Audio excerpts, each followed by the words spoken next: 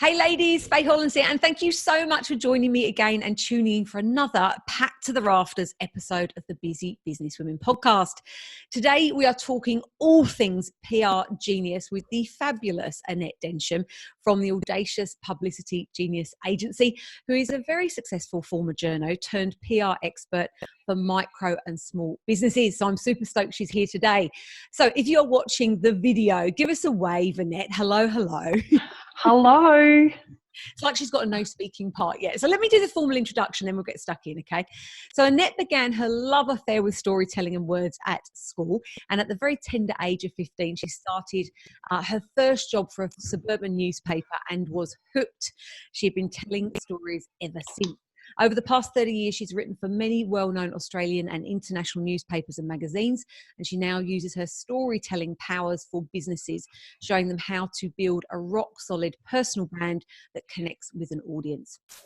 Her inclusive way of approaching PR has won her many fabulous accolades and awards, including the 2019 Grand Stevie International Business Award and the 2018 Grand Stevie Women in Business Awards. And P.S., I just found out that in 4 days she's heading back over to New York for the next round of the Stevie Awards. We'll talk about that shortly.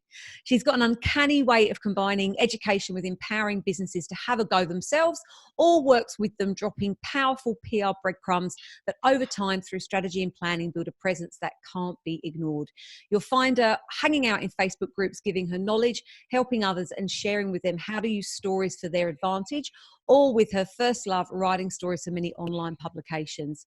A businesswoman, a wife, mother, stand-up comedian, an avid reader, Annette, a former shy kid, wants nothing more than people to embrace their inner genius and shine in the spotlight. There's no room for small business. There's no room in small business for modesty, and no point being the best kept secret. How awesome is that? So without further ado, I'm delighted to welcome the wonderful Annette Densham from the audacious Publicity Genius Agency onto the podcast. Welcome. Oh my goodness, Faye, thank you. Wow, that I sound pretty cool. You do. I'm like, oh my God, listen to that rap. It's I know. I woke up this morning in a bit of a grump, and I was talking to Lauren Clement, who's my partner in Shine with the Audacious Agency, and she said, "How are you today?" And I went, "I'm a little bit cranky." And she said, "Well, why don't you think of 10 things that you're grateful for?" And I went, "I don't want to. I want to be cranky." Oh my God, I love that. So has this cheered you up, your cranky pants up a bit? Oh my gosh, yes. I sound pretty good. I think that's a really good exercise for people to do, is get someone to read their bio out to them. And then you go, okay, I'm all right. Yeah, I've done okay, right? Maybe that could be a part of my business. I'll just do the introductions all day long. I quite like it. It's exciting. Yeah. Right. Well, I'm feeling a bit starstruck because I was just thinking, last week's podcast with Suze Chadwick, I started off saying, I've been stalking Suze on Instagram and Facebook. And then I realized I was about to start opening this with exactly the same line, because I have been stalking you on Facebook for a while. And I'm really, really pleased that I came across you. And I'll talk about that a bit later on. And it ties in very nicely with what you do and what you do so brilliantly. So without further ado, let's get cracking, because I've got a whole load of questions I want to ask you. So first of all, you started out your career as a journo, as we said, like over 30 years ago. You've written for heaps of well-known magazines and newspapers, which is awesome. When did you decide to break away and become your own boss? And what's that journey been like for you? And we do love the raw and real stuff here, you know, like the roadblocks and the challenges along the way, as well as the Stevie Award and the wonderfulness that you've been having recently. Well, I certainly have plenty of those roadblocks and challenges. So I left the newspaper industry a while ago now, and I was working in Sydney, and I kind of realised that I didn't really fit in. After an editor at a very well-known paper told me I was too gregarious for them. And I looked at him and I went, "Are you kidding me?" There are a few other words in there as well. And so, like, very heartbroken, because it's all I'd ever wanted to do. I came back to Brisbane, and I actually went and worked in disability services for 4 years before I had my first child. But I couldn't keep away. I found a freelance job where I worked for another well-known newspaper for about 7 years, writing for them while I raised my little ones. And then by the time my youngest son was ready to go back to school, I'd been home for 10 years. I'd been freelancing. I'd been doing a lot of other things. And I went, oh, you know what, I'm going to give a corporate a crack because I'm sure they'll love me. So I got some great jobs. And then my last one, which was in 2013, I was headhunted, which was a really nice boost for the ego, I must say. And within 12 months, I was then retrenched. So I went from hero to zero in 12 months. And at 43, and the Queensland state government had just wiped out the public service. It was like 12 to 14,000, some astronomical amount of people let go along with me. And I found myself without a job. At 43, I kind of thought that, like, there was no way anyone was going to employ me. Like, I'd been out of work for so long, raising children, whether my, credentials were up to date or whatever. So I actually sulked for about 6 months. And I sulked and I did a few bits, like some really menial, jobs that I just felt that was all I was worth. And one day a friend said to me, I'm going to this weekend seminar with this guy who teaches people how to use webinars to grow their business. You should come with me. And I'm like, do I have to? And she's like, yeah, come on, you've got to get out of the house. You've been hiding away for too long. So I went along and this guy stood on stage and he went, every single person in this room is an expert. And I've like one half of my cynical journo brain's going, yeah, how much money do you want from me? And the other side of my brain went, well, actually, I've got skills. There is stuff that I can do that no one in this room can do. So you had to put your hand up and say what your expertise was. So I went, I'm an ex-journalist, so I've worked in corporate comms and, I know how to write media releases and do this. And so he said, come up on stage. So here's me with 12 other people and you had to pitch your webinar idea to the audience, which was about 100 people, and then they cheered for the one they liked the most. So, I went, well, I can show you how to get, thousands of dollars of free publicity without having to hire a PR agent. And the other guy who was running the workshop was at the back, and I remember seeing his head go, oh my God, I love that. And I've like gone, look, and I'm thinking, how can you not know how to write a media release? It's really not that hard. And that's when I first uncovered unconscious competence because everyone in the room cheered. I felt like a rock star. So I did this webinar live in front of 100 people. This is someone who'd been hiding for 6 months and I felt I was going to die. Did my webinar, which was, I can't even remember what it was called, how to get millions of dollars in publicity and made $5,000 that weekend. Yes. Which was really cool because I'd almost run out of my redundancy payout and my business was launched. So I know, it was kind of like I had not expected it. I had not thought about it. I had not planned for it. You weren't even going to the event. Yeah, I was just going because my friend said you should come and it's free. So it's like, and I will say that day I did get a $76 parking ticket. So that $5,000 came in handy. Yes. But, the one thing that I didn't get was, I got this framework of here's a done DIY PR program that you can sell. I just really had no other skills. So I thought, I don't know how to market this. I don't know how to run it. I don't know how to put it online. I don't know how to do all of these things. Yep. So I kind of fell into the practitioner mode of business, which is I'll do it for you. And there's been a lot of lessons along the way. I learned that for a PR person, I'm a really shit business person. I'm not very good with admin. I get so immersed in what I'm doing, I sometimes forget to tell people what I'm doing. Doing the finances was like, it hurts my head. Systems and processes are like, really? That's pesky and annoying.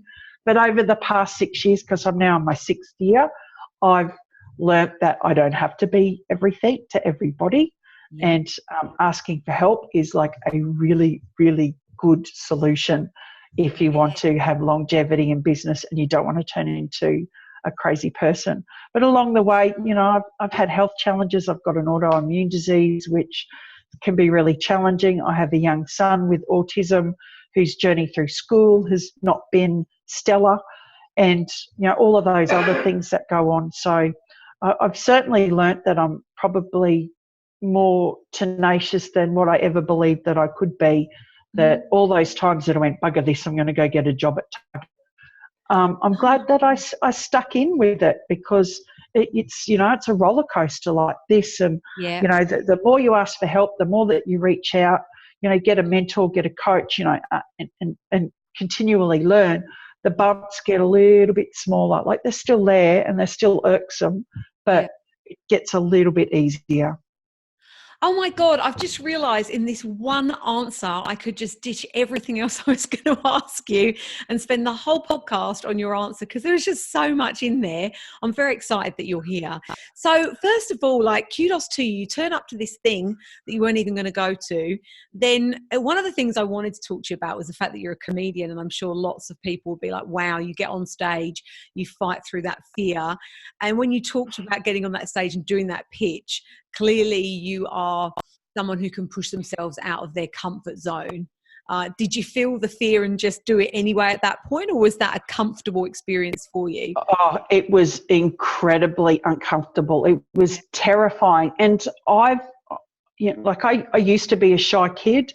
You know, I learnt to be an extrovert as I've gone through the challenges in my life, because I realised that, you know, sitting back and not say anything was not going to, you know, help me move forward. So I've always looked at that comfort zone and gone, all right, I'm just going to do it anyway, because what's the worst thing that can happen? Maybe I make a fool of myself, but you know what?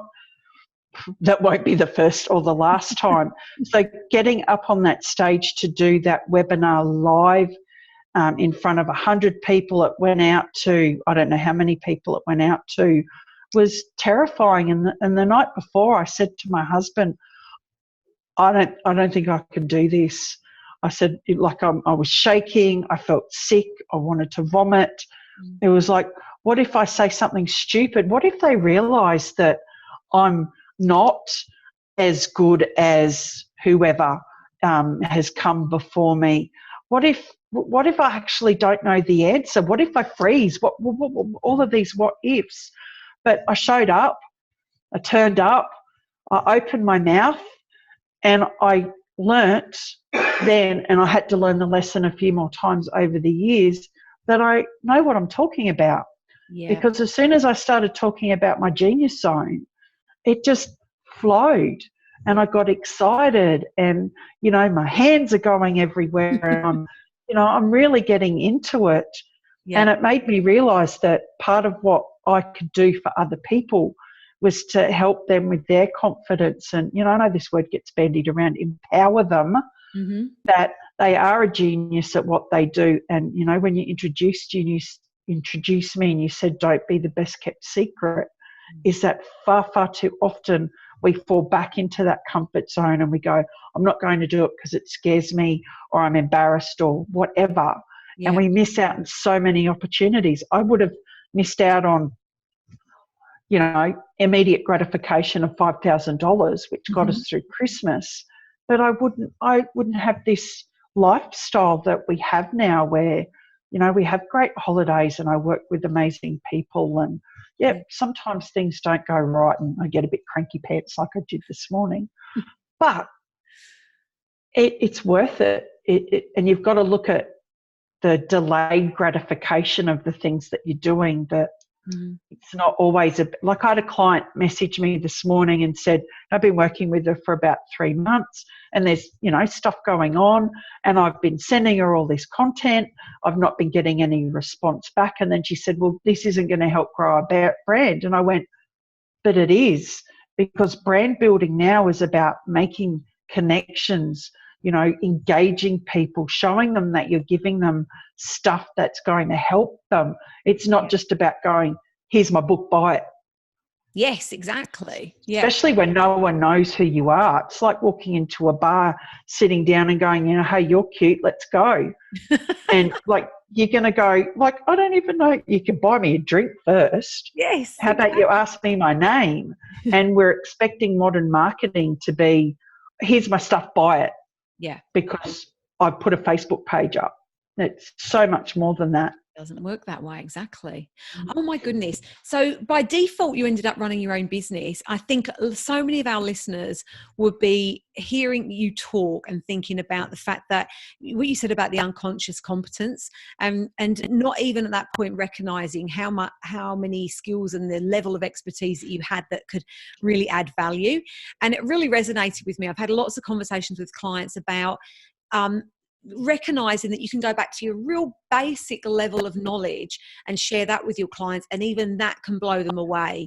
But often as experts and experts with lots of experience in our toolkit, we kind of go at it at a completely different level. And you've shown exactly how that can work by standing up on stage and realizing that everyone in that room wanted, you assumed they had that knowledge, and in fact they absolutely didn't. And as someone that has had that kind of PR conversation in the past and put together a media release with somebody that I was working with, I didn't know how to do it either. So how awesome that this happened. I'm really, really pleased that you're here today, and also congratulations on 6 years, because most businesses in Australia don't make it past 5. So you've just killed the stats already, which I love, celebrating that. Yes, exactly. Fist pump. So let's talk about PR and your genius zone. First of all, can we just get really, really clear on what PR is and isn't? Can you give us a snapshot definition, your interpretation of what PR is? At its most simplest, PR, public relations, is about your relationship with your public. So Nowadays, it's really is that simple. You can go talk about it's about communication channels, and it's about top tier, down this, bottom up, whatever it is that the experts say that it is. But for me, it's about how do I build a relationship with my target audience that shows them I can do what I say I do, that I've done what I said I can do, and that I actually care about my relationship with them. So how can I add benefit to them? How can I build know, like, and trust in the marketplace so that I'm seen as a trustworthy, credible authority in what I do? PR is also about, P is for perception. Public relations is about the perception that you create out in the marketplace. And we do that now through content, videos, podcasts, media releases, newspaper articles, radio interviews, social media content. And the R is for relationship, which no business can build and last if they're not constantly nurturing and engaging and connecting with their audience. Beautifully put. And we like to keep it simple as well. And the whole know, like, and trust factor should be something that, as a business owner, should be like tattooed on our forehead. I think we need to be focusing on that. So you work in an industry that, as you said on your website, is a changing beast, right? When I first started my business just over 12 years ago, PR in my mind was all about getting into the newspaper or getting on TV. And wouldn't it be nice to do that as a business owner? And funnily enough, on this very day, the Facebook memory popped up into my newsfeed today of the first time I was featured in Marie Claire. And it was a really awesome moment of, yes, I've got my business in this magazine that I used to read all the time. So I was really thrilled about that. But, the media landscape has really changed so much. If I think back to when that happened versus now, there's significant developments. What developments have you seen, and how have they impacted the way small businesses get media exposure now? Well, I think influencers have made an incredible impact into the marketing and PR space, because now we're directly engaging with those people to do what we would have paid thousands and thousands of dollars for a space in a magazine or in a newspaper, whereas we're actually getting people to verbalise or promote through their channels more directly into, you're able to better refine your target audience when you go that approach. And social media has been a significant player in PR because particularly the growth of Facebook groups, because it's such a great place to go in and demonstrate your skill and offer supportive, informative and helpful content and be part of that community and get to be known. Yeah. That people, like I get recommended to people all the time and they say, oh, someone in this group recommended you. And that's all I've been doing. It's like, well, what great PR is that? Like it costs me, as my business coach would say, that you've got to put a dollar figure to that, Annette, what time it takes you to do that. But it doesn't cost me as much as what it would be if I wanted to take an ad out. So PR is constantly evolving. You know, there's so many articles now about how, and I'd like to just say, for the record, I've been saying this for years, is that PR is more than just media.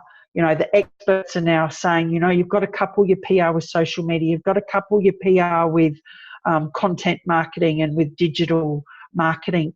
But it's really one and the same thing.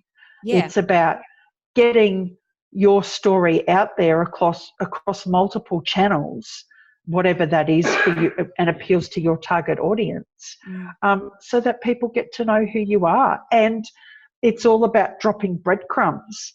So, you know, obviously not back to the Wicked Witch's hut and she's going to eat you, but it drops breadcrumbs so that if someone Googles Annette Densham and I pop up as a contributor to this publication, or I've been in this magazine, or I've been on this podcast program, and if you keep searching, I think I take up 11 pages on Google, and it's like, you're like going, yeah, I mean, that's 6 years of work. It didn't happen overnight, but my presence is there, my brand is there. You know, like I've created a respectable authority presence using all channels, not just media. And I think if you're just looking at, I'm going to write a media release and I'm going to, you know, people are going to pound down my door, okay, it happens, but it's not going to happen for everybody, and you have to have that diversity in your messaging and the channels that you use. Yeah, I think that's also the shift for me as a layman is, back in the days, like 12, 13 years ago, I would be thinking about how can I get in that magazine or newspaper, but now it's a completely different game. And if you're not using all of those channels collectively, you're not thinking about the bigger picture and getting that brand out there across all mediums. Now, you touched on a really important point that I wanted to talk about in terms of Facebook group. I came across you in a Facebook group. I'll talk about the post later on, but I came across you in a Facebook group because you commented on a post that I put up. And since then, we've become friends on Facebook, and I see, you know, your posts come up in other groups, and you use that channel brilliantly. I think I genuinely love reading your posts. But one thing I think you do really, really well is the subtlety that you display in those posts. Do you have a particular strategy behind those? Because as I said in the intro, you're great at sharing information. And whenever I read your post, I feel like I take something away from it. But there's no pitch about, come work with me, I'll do your PR. There's very rarely anything like that. In fact, I can't actually remember seeing anything like that. What's your strategy behind using Facebook groups in your business? Tell us your secrets, Annette. My secret, and look, and I use these secrets for my clients. Sometimes they don't get the subtlety of it. Actually, the client I was talking about before, I actually said that to her. I said, what we're doing is subtle. We're not ramming down people's faces, buy. We're giving them useful, helpful content that makes them feel warm and fuzzy when they think of us. So when they have that, you know, brain fart and go, I need to do this, the first person that pops into their head is you or me. So my strategy is really just around storytelling, just keeping it real, speaking in my voice. What can I offer that is going to be able to be usable to somebody who's in those Facebook groups? Because let's face it, we're all on different journeys. And I write my content with a few philosophies in mind. Number one, if you're just starting out, you can't afford to work with me. You know, like I've been in business 6 years. I've won lots of awards for what I do. Like I've spent 35 years honing my craft. I don't do cheap, low-cost services anymore. I can't afford it. I don't want to live that type of lifestyle. But I do appreciate the fact that as a startup, you need help. So how can I give you access to information that you can take those steps and start building your business? Number two, that for the people who are action takers, so I always like to go, here's something that you can go and do yourself. You're pretty smart. I reckon that you could go and give that a crack. And then number three is my target audience, who are people who are busy, who are earning a decent income, and look at what I've presented and go, you know what? I like her. I like her style. I like the way that she presents herself. I want to work with her. So it's kind of like a multi-prong attack where I feel it's like I've fallen into your multi-prong attack. My job here is done.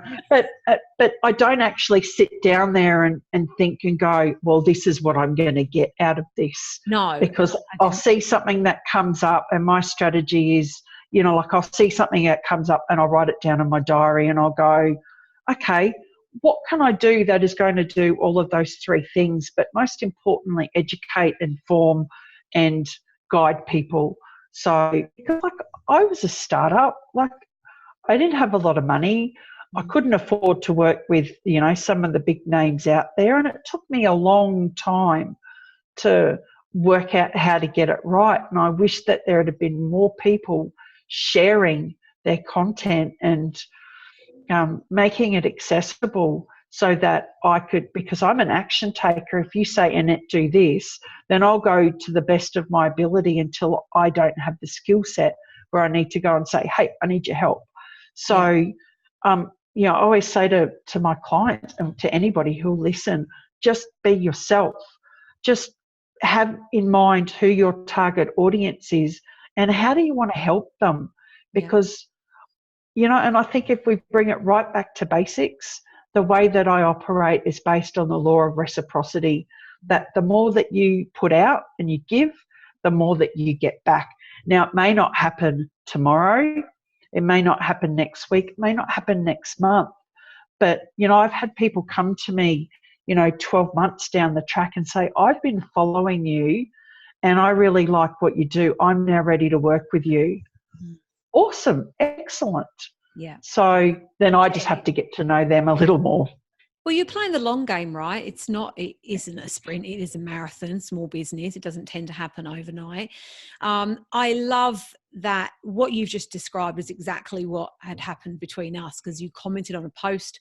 I would have clicked onto your profile, then would have clicked through to your business pages, started following you, friended you on Facebook. Then your posts are coming up in my feed. I'm seeing them more and more. I'm following your page and I have it clicked so that I see your posts first. Would love to work with you, then reach out to you and say, hey, would you like to come on the podcast? And by the way, would you come and chat to my Shine clients? And because you are this generous giver that recognizes the long game, you're coming to run a masterclass for us. So all of these things have happened from you sharing some snippets of information that have been valuable, that are far more subtle than a lot of people put out there. So I commend you on that, because it's been a real, as someone who's fallen into your funnel, it's been an absolute pleasure to go through that. It's starting to sound very dodgy, so I'll move on. Oh, look, and I think too that we try and complicate it far too much. And Yes. Look, and I get, not everybody's a storyteller like me. I've spent my whole life reading and writing stories in one form or another. It's really easy for me to do, to sit there and go, oh, someone wrote something about, you know, using Facebook groups. How can I add to that? Blah, blah, blah, blah. Type that down. And I'm really good at thinking on my feet. And I think that comes from working in journalism as well. And maybe also having a child with autism. I think that's helped. But if you're always looking for what you can get, is that you're often going to find that you don't get it, because people can sense that about you. Yeah. And look, but I'm not perfect, man. Oh gosh, I stuff up, I'm pretty sure, more than I triumph. Oh, likewise. Do you know what? The other thing, though, to add to this is I think that you have got a lovely way of commenting on conversations, which, what am I trying to say here? That you've got a lovely flow of getting your point across and not necessarily agreeing with the post, but almost empowering that person or giving them food for thought without getting the heckles up. And then there's a lot of power in that, because I've been on the receiving end of posts in Facebook groups where people have just decided they don't agree with me. They're going to put their opinion across, which I encourage. But in terms of building that know, like, and trust and having nice, robust conversations, there's an art to doing that really well. And you are clearly a born storyteller and a wordsmith, because you do that beautifully. That's a great point, Faye, about giving your opinion on people's posts. Like, I saw one last night on a group, and the woman in question had said, I've seen this, I'm a little worried about how this is positioning women and their self-esteem, and the responses were nasty and horrible. It's like, did you even read the post? And I checked in with her this morning to say, you okay? So it was actually not very nice. And this is what I think the problem is that all these platforms are amazing. I love them. Like, I'm so grateful for the people who created them, that I get to meet people like you and so many other people that I wouldn't have ordinarily have been able to meet. Yeah. But here's the problem, is that we all think we're entitled to an opinion. Yes, we are. But sometimes we're not entitled to express that opinion, particularly if you've not stopped, and I can't remember the words exactly, but if you've not stopped to consider, how is this going to impact the person that I'm responding back to? Mm-hmm. Is it useful? Is it helpful? Is it something that I would say to my grandmother or to my children?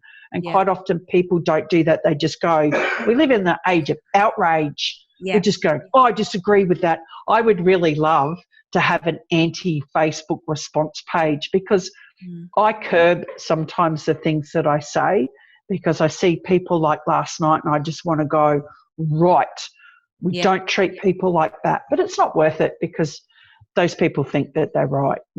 Well, the keyboard warriors, isn't it? But I think also, more on the topic of what we're talking about from a branding point of view, people need to be more mindful of what they're putting out there, because they might, very passionately disagree and feel that they have a right to get that steam coming off the keyboard and get their point across.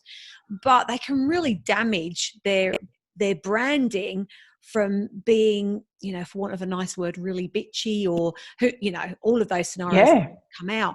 Because I know that I have had responses where I've looked and then checked out that person's business page and thought, wow, like, I would have loved to have followed you, or I'd be really interested in your opinion if you'd have expressed that in a slightly nicer way.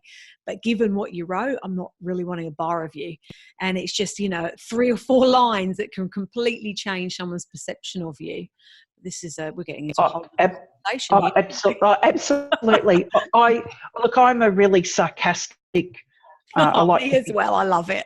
quick-witted human being.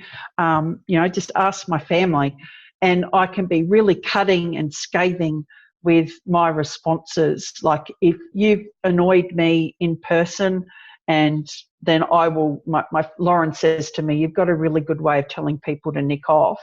And they don't even realise that you've done it. That's a real skill. But I would think before I respond, and I urge people to do that, because you can do a lot of damage, like you said, just by thinking, I just need to put this person in their place. We're all human beings doing the best that we can. I really don't believe that most people are out there to shame anyone or to troll anyone or to bully anyone. They're just giving their opinion, and you don't necessarily have to respond. Exactly. And good on you for reaching out to that person. I did the same with another lady recently who was in floods of tears over a horrible series of comments on a post. And, people get really hurt. So I love that you just reached out to her and checked in and not just on that thread. So, all right, moving on. Let's talk about mistakes, PR mistakes. What are some of the biggest mistakes that you see small business owners make when it comes to trying to get noticed and get in the media and be seen on all these different platforms? I think the biggest mistake that people make is not spending enough time working out who they want to talk to. Yeah. So, you could go get your story in a newspaper. So many years ago, I worked with this beautiful one, had this beautiful product aimed at parents with toddlers. And, she worked really hard. I was guiding her to do her own. She put a lot of effort into getting on TV, which is cool. It's great for the ego. And she got on the news. And I checked in with her and I said, how did that go? And she said, I've had 3 phone calls. And I went, well, you tell me what parents with toddlers are doing at 6 o'clock at night. And she went, oh, you did say that. And I went, yeah, your target audience isn't watching that time. So if you don't understand who your target audience is, you don't understand your key messages, what is it that you really want people to know about what you do? And I know that's not sexy. And people just want to write a media release, do that one off, get it out there. And it's like, yeah, man, I'm famous. But it doesn't always work that way. So you've got to spend the time doing that. The next thing is not making sure that their platforms represent their brand. So their website isn't able to cope with media attention so that it crashes, or that they send out a media release and then go into a meeting the next day and totally miss the phone call from the journalist. So just making sure that you plan around, if I'm sending out this message, that I'm available, that they can easily find other information about me, that my website's up to date, my Facebook bio's up to date, or whatever other social platform that you're on. And the biggest mistake is having, how are you saying this, unrealistic expectations. Expecting that media is going to be your magic bullet, that if you're in the paper, then all of a sudden you're going to be sold out of your product or your service, and that everybody's going to know you. The news cycle is so fast. We're literally 24/7, every 30 minutes the news is updating. If you're not doing all of those other channels, all of those other platforms, you're blogging, you're doing videos, social media, article contributions, then your message is really going to disappear into the ether, because you don't know how to leverage what it is that you're doing. That's really important. Oh, golden nuggets there. When you started off with the one that I get all ranty pants about, and I think we're on episode 47 now, the podcast, and I think niching and target market have come up in every one, and it's all smart women in business who have been successful, who are successful, that I've interviewed, and everyone says, the biggest mistake is not nailing your niche, not being clear on your target market. But I love that example of, being really happy that you got on TV, but then you didn't think about your target market, so no one saw you anyway. What's the point? And if you're not nailing your niche, all of your marketing will fall by the wayside. It's such a waste of time and effort. So really 3 awesome golden nuggets there. Thank you very much. All right, so let's talk about top tips then. What are some of the top tips you can share to help our listeners start getting the media attention that they'd love? Okay, well, know your target audience. It's the reverse, isn't it? Just gonna double up on that one. Oh, that was easy.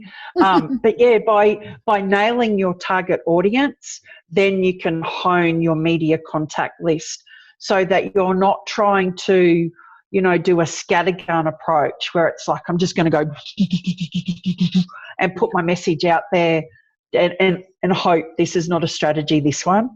And hope that someone picks it up. Is that if you understand your target audience, you know that you need to be talking to, okay, you're an example. Your target audience is small business owners. Yep. Let's say you work in marketing and you really want to be able to, how many marketers are out there? How do you stand out?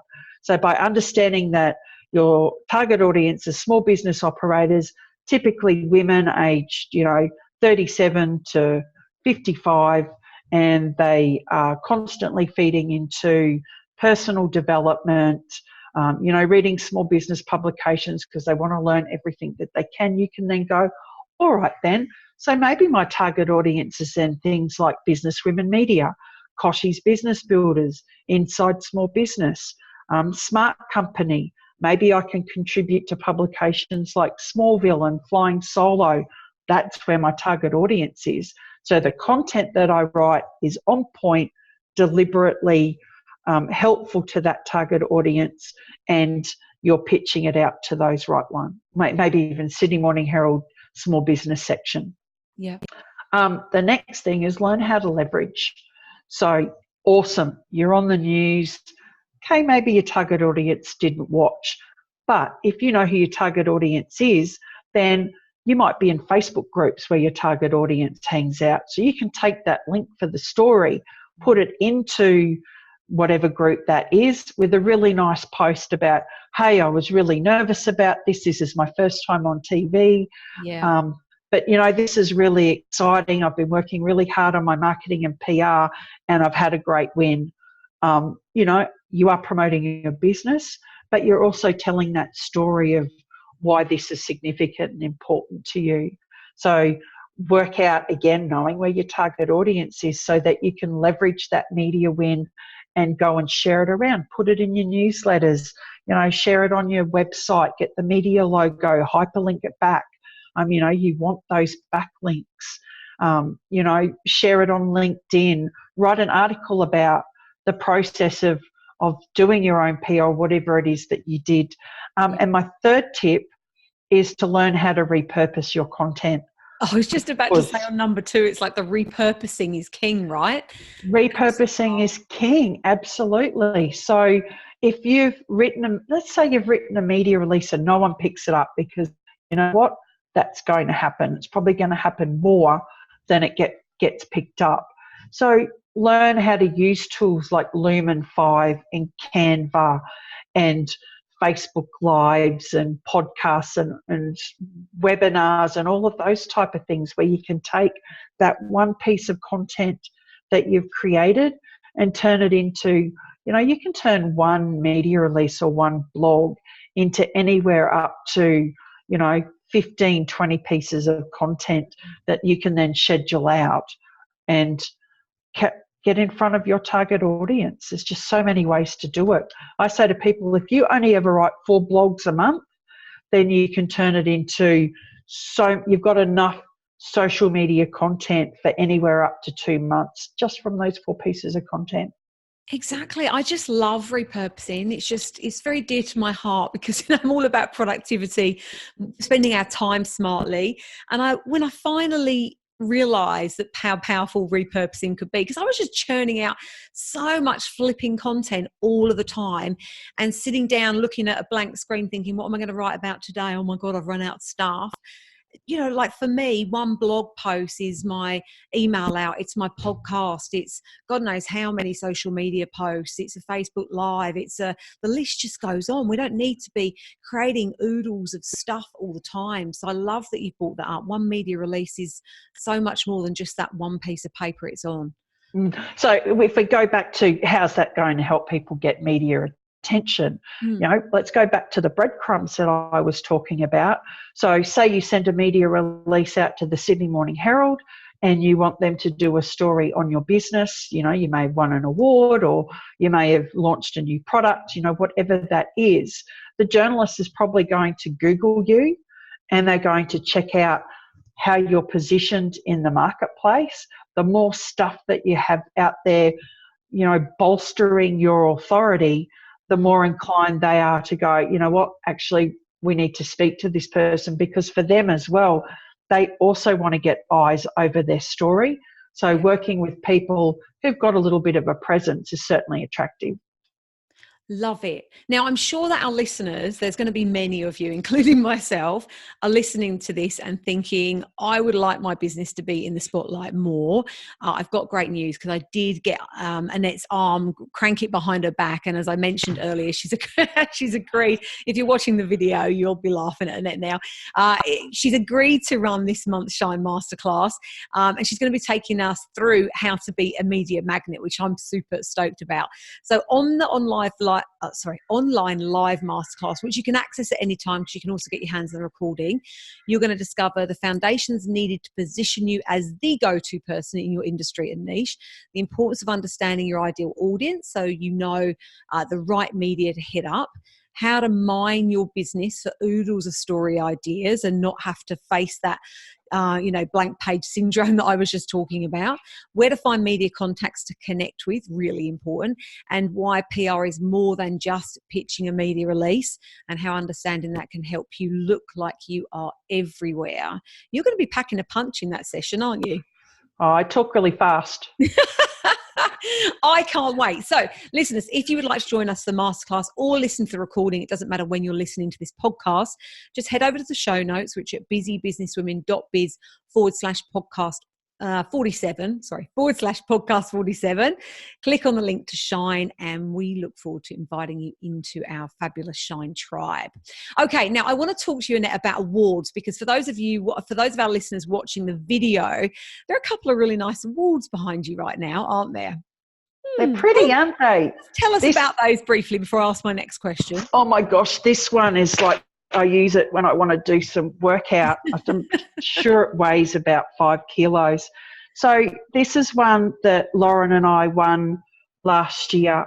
We do a lot of work with the Stevie Awards. So they've got a number of awards programs across the world. And our favourite one is the Women in Business Awards, because, the more we can encourage women to pat themselves on the back and use it to build their authority. So we helped quite a number of women last year write and enter into those. And because of that, we get acknowledged from the Stevies by saying, hey, thank you for making that happen for all of those women. So this is called the Grand Stevie Award. And it's made by the same company that do the Oscars. So it's very Oscar-esque, isn't it? It is. It looks very heavy and posh, and I like it. And this one isn't actually mine. This is for Selena Tomasic, who is the founder of Hair Aid. I just represented her at the Osmompreneur Awards, and she got a silver, and I'm looking after it for her. So, and the just in inverted commas there, I'm sure you did a lot to help her with that. You're downplaying yourself. I did a lot. Yeah, I'm sure you did. I have no doubt. Now, as I've mentioned, I first came across you when you commented on a post that I put up in a Facebook group last year. And I was talking about the Power of Business Awards because I'd just come back from coming as a runner-up in a business awards. And I was talking about how skeptical I had been up until that point. Obviously not skeptical anymore because I was runner-up. But actually, all jokes aside, I was talking about how, I feel like some awards have real kudos and others are more of a, how many people can you get to vote for you? And depending on the size of your business and volume of your business determines whether you're going to win or not, really. You're a guru in this space because you've helped heaps of business owners put together awesome award applications. So I'd love to know, do you think that business awards are something that do you think business owners should put themselves forward for awards and for all types of awards? Or do you think that some are significantly more valuable than others? I think it always comes back to your objective. So what is it that you want to achieve within your business? What will get your target audience off? What will make them excited? And then weave that into your strategy. So, marketing and PR, it's like I said, this isn't a strategy. It's about looking at what do you need to do over the next few months to reach that goal of whatever that is for you. But I do think that our awards should play a significant part in most businesses because it's just another feather in your cap. It's another way to get PR for your achievements, and it helps build your credibility and your authority. If you think about, I was watching an interview with a speech by Reese Witherspoon this morning, and she was saying that I think it was Gone Girl that her business produced, got nominated for 3 Oscar nominations. They didn't win, and the audience went crazy. Right. You think about when you go and pick a wine or pick a movie, is that quite often if you're faced with a choice, you will go with the choice that has won something or been nominated because the perception in your head is that they must be better. And let's face it, PR and marketing is all about manipulation. You know, we're manipulating our target audience to believe a certain thing about us. Of course, it has to be done authentically, and, you know, there's not smoke and mirrors. There's got to be some genuine substance behind that. So awards can help add to that perception that you're good at what you do. Of course, you've got to be good at what you do, because judges are going to read your entry and go, this person's a joke, what are they doing? So it's good to have across that a range of different awards. You know, if you're working closely with customers, a customer service award is a really good thing. If you're really tight within your local community, then entering your local chamber awards or local council awards will also help elevate your profile in that area. You know, if you're looking to expand your business beyond your geographic area and go national or international, then you'd be looking at awards that will help you achieve and do that. But not just, for me, awards is not just about the accolades that you can win. Of course, that's really nice. Having, you know, trophies is wonderful.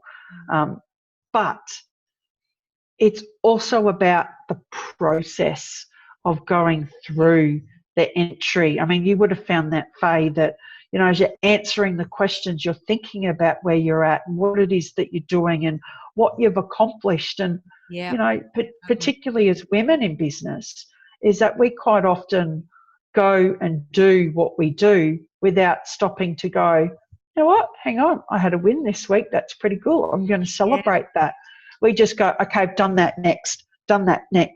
Winning an award or entering an award is about stopping, acknowledging and owning where you're at in business, because we don't do that enough. Yeah, and I remember I think that's maybe actually what you commented on when I talked about awards on Facebook, and I did have exactly that experience. And it's a little bit like when we did the introduction for you today on the podcast and hearing that back and going, oh, I've done some good stuff. It was for me filling in that massive application process, which gave me the biggest headache. So to have someone like you to help me do that would be amazing. And going, wow, I've actually achieved some good stuff over the last few years. And I'd sort of lost sight of that, even though I think I'm someone that, you know, I'm always encouraging my clients, what are your wins? What are your wins? Let's keep track of those.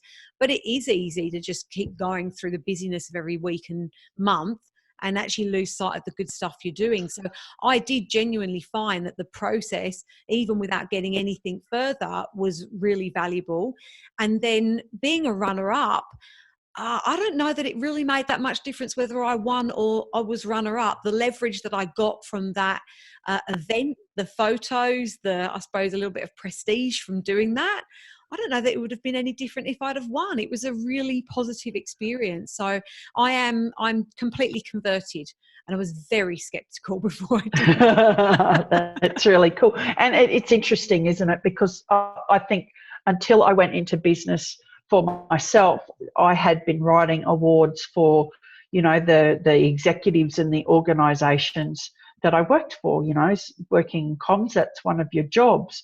So when I went into business myself, I think I'd been in business maybe 6 months, and I came across the Osmompreneur Awards, and I'd been, you know, kind of banging my head. It's like, how am I going to get my name out there? Like, I've got no money. I don't understand Facebook advertising. It was only relatively new. I really don't know anybody. How am I going to build some buzz around what I do? So I entered the Osmompreneur Awards. I've been in business 6 months. Now, I didn't even make it to the finals, but I teamed up with this other lady who lived in the same geographical area as me, and we sent a media release to the local paper. And we had this beautiful story with a big picture of us together talking about why we'd entered and what our hopes and dreams were. And I still use that today as a bit of leverage about, here's what awards can do for you. Yeah. So then I went in 2015, so I'd been in business 3 years, I went, oh my God, I'm going to enter the Stevie Awards, which is an international award. And I'd read about it and I'd entered other people into it. And it's like, oh my God, like, what if they find out I'm a total loser?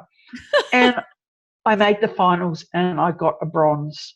Well And done. and I was like, oh my God, like seriously? Do they know who I am? Like I'm a complete and utter loser. But going through that process, I'd been able to go, in 2 years, I've actually done more than I thought. So I was a skeptic too. Now it's like, come on, people, let's get it out there. And where are you off to in 4 days? Oh, just going to the city that doesn't sleep. I probably won't get any sleep either. So Lauren, Clement and I, under the Audacious Agency, we're heading to New York with, I think we've got 9 women from across Australia that we wrote awards for them and got them, well, their achievements that kind of helped. But, you know, in partnership, they're all finalists. And I think we've managed to pull together 3 tables of Australians who will be seated at the Stevie Women in Business Awards on November 16, waiting to see what colour medal or trophy that we will win. So it's so very exciting. Yeah, good on you. And again, look how far you've come. Yeah, and the cool thing is, sorry, I have to say this, I interrupted you, but the cool thing is that I would say at least 3/4 of those women who entered the Stevie Awards all started their conversations with Lauren or I in these words, maybe not verbatim: I really don't think I've done enough, but I'd like to have a go. And then through the process of writing their award, you know, we interview them, we extract that information out, and we send the draft back to them, and getting that feedback and going, oh my God, are you sure that's me? And it's like, yeah, baby, it's you. Such a good morale boost to read something back written by a professional that's completely true, but there's just something very powerful when somebody writes it back to you. I think I'm having a couple of my web pages rehashed with an awesome copywriter at the moment, and just the little blurb that she's written about me on the page, I'm like, oh, that sounds all right, so much better than I would have written about myself. So I can imagine the power in having an awards application written by someone like yourself. Very, very cool. All right. Now, in the interest of time and productivity, we're going to have to wrap things up in a moment, but I did want to tap on into your productivity, because that's, you know, I love talking about all things time and getting the most out of the time that we've got. I reckon you live a full life. You know, we both run businesses. I have a young child that's recently been diagnosed with autism, so I do understand that juggle and you know, what you learn from that experience as well. You touched on that earlier, so I'd love to know what strategies you use to manage your time well, be as productive as you are, run a successful business, juggle your family life as well. Are there any, you know, hacks, strategies, tips, apps, anything that work really well for you? So the first thing is, I learnt many years ago to set boundaries up around my time. So for my own self-preservation, I don't answer emails of an evening or on a weekend, unless, of course, it's a media emergency. I found that's really good for my productivity, because I found that I was tired and I was resenting people, because it's like, you know, really, I've got to answer now. So I thought that was probably the most valuable lesson I've learnt around productivity and mindset. I use this really cool little book that Lauren created, which is the most audacious marketing action planner. And in it is, you know, ways to plan your content and what your weekly actions are. Oh, that's cool. I'm a big one for to-do lists. So this is my to-do list for this week before I go to New York. So I write them down. Yeah, it is busy. It's like some of them I can move to when I get back. But, you know, I categorise them into what are the awards I need to do, what plans do I need to write, what media releases do I need to write, and that keeps me on track. And every afternoon I look at it and I go, you know, there's something really rewarding about going, yep, did that one. Yep, did that one. I get a big boost of dopamine to my head and go, I'm pretty cool. I love that. I use Outlook, and I try to use it to its fullest ability. I create rules so that things go into the right inboxes, so I can look at a glance and go, I know that I've got messages there from clients I need. Anything in my inbox is just guff. I don't need to respond to that. Yeah. And I try not to check my emails too often during the day because it interferes with productivity. And I use Monday, similar to Asana and Trello. Yeah. So Monday I found works really well, great for colour coordination. I love the way that it is laid out, and it helps me to manage my workload because I'm in partnership with Lauren, what we're both doing, and we've got contractors that we bring in to help us. So it also helps us keep track of communications and what they're doing. So we're not constantly going, well, where are we up to? What are we doing? And, you know, things like Dropbox and OneDrive and those type of things are really handy to keep files organised.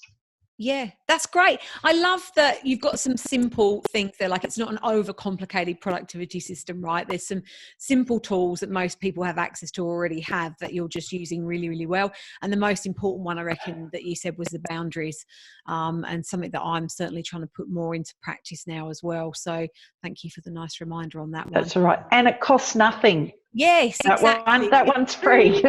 I love that one. All right. Now, before we let you go, I always like to ask our guests if there's a quote or mantra or some nice words that have really inspired you in your business, or that maybe like keep you moving forward or kick your butt when you need it, that you'd like to share with us. I think this one reminds me why I'm doing what I do. And it's, people don't care how much you know until they know how much you care. So if I'm too busy getting caught up in myself and my ego and, you know, like all of the things that go on in my head, I will remind myself of that and go, okay, why am I doing this? Yeah, okay, I want to make money, but I also want to be of service and I want to help people. And another one, which is, there's no such thing as perfect. So if I'm beating myself up, then it's kind of like, you know what, Annette, you're a human being. Let it go, because there's no such thing as perfect. And it's kind of settling to be able to go, okay, I don't have to be perfect. I just have to be the best that I can be. Sometimes that's really, sometimes that's on a really good day, and sometimes the best I can be is cranky pants. I wouldn't have said for a minute you were cranky pants today. I love that. So it's really the care factor. And then, look, I'm a reformed perfectionist. I was having a conversation with my daughter again today about that perfect doesn't exist. So I love that you brought that up. I think sometimes we're so hard on ourselves. We're so striving to do the best we can that it goes above and, you know, it goes beyond healthy. And it's good to just have a reminder of that. Annette, thank you so much for joining us. I want to share your details with everyone before we go. So listeners, if you'd like to get in contact with Annette, follow the fabulous work that she's doing and see the way that she does it so brilliantly, all of her details are conveniently located in the show notes. So just go to busybusinesswomen.biz/podcast 47 and it is all there. Or you can go to Annette's sites, which are AnnetteDensham.com. Facebook, she's the Audacious Publicity Genie Agency, and Instagram is Annette Densham. Now, you do have a freebie that I wanted to make sure our listeners heard about. You offer a free PR session, don't you? Do you want to just tell us a quick bit about that? I do indeed. So it's 60 minutes. Wow. So it's like a consultation. You know, you've got to fill in a form. You know, that's another one of my productivity things. And if you don't fill it in, we don't have the meeting, because then we spend too much time catching up. But it's really just to get an idea of where you're at with your PR and your marketing, and where maybe you need to go for your next step, and some of the things that you can do yourself and some of the things that you may need help with. So it's really just like an enlightening session. Even sometimes just the process of filling in the form, you go, okay, I probably need to do a little bit more, or hey, I'm actually doing enough. So I'd like to offer that. It's 60 minutes. I think you've got the link that they can book online, and if I was very organised, the form is attached to that, and it just comes straight into my Outlook, and then we just have a great old chat. Sounds awesome. I totally want that session myself. So you can just go to annettedensham.com/book or -online. But that link will also be in the show notes. So you can just go and get everything really easily there. A very big thank you to you, Annette, for joining us today and for me taking heaps of your time. I've just loved chatting to you. I swear these sessions are self-serving every single time. So thank you so much. Is there anything you want to share with our listeners before you go? Just remember that there's no room for modesty in business, that if you're not putting yourself out there, even if it feels uncomfortable and awkward and icky, is that you're actually doing yourself a disservice. That if you want people to buy your stuff, they've got to know who you are and they've got to like you, they've got to know you and they've got to trust you. And the only person who can do that is you. Ta-da! Boom! Toot your own horn, I say. Get Absolutely. And if you can't, go and speak to Annette and she will do it for you very brilliantly. Annette, thank you so much.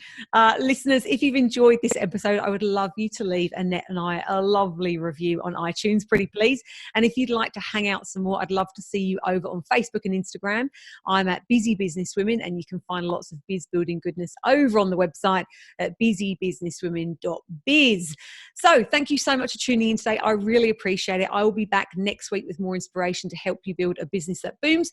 But until then, I'm Faye Hollins, and you've been listening to Annette Densham on the Busy Businesswomen podcast. Bye-bye.